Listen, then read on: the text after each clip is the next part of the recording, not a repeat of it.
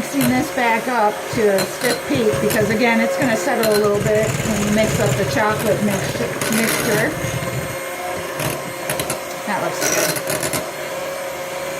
Now I pull this out slowly. Oh, we're going to get a lot of it all over. So that's what happens when you cook at home. Gosh, you can see how thick that is, right?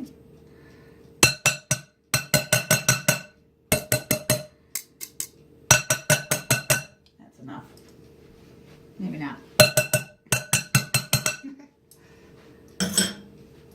Okay, take this off. Scrape this into here. I'm going to pause a second while we do all that lovely work. All right, we're going to incorporate this chocolate mixture a little bit at a time with the about 3 scoops is going to use up the whole bowl.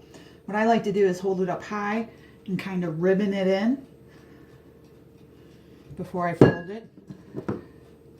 Helps break it up a little bit. And then you can see with the spatula that I choose, the rubber spatula, it's easy to fold in this bowl. Very easy. Nice shape. You need to fold it to keep some of the stiffness and the whipped density of the cake batter here. So you're going to keep adding this in, and I just scrape it on the sides for now.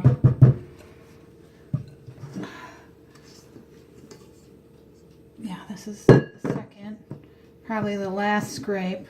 We'll put it in, all of it in. That's enough. Get going. Keep folding it like this. I hope you can see. You can see how it's, the consistency is still keeping very fluffy, like whipped like. You keep turning it, even the middle part. Just keep turning. No stirring allowed. I guess if you think this is like stirring, it's just folding it in, twisting it in. So I'm going to do this for a minute and then I'll get back to where we pour it into the pan. It's going to stay about this color. Nice light brown. Okay, now I've got this incorporated pretty well. This is about the consistency of it. And we're going to pour this into the pan across. So you got it spread out a little bit. But you can see that all right.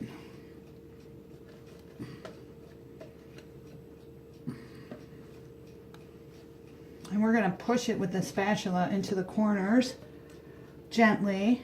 Again, we're not trying to lose any of the consistency, the foamy type consistency of this batter, because it's going to roll up for us when we get done.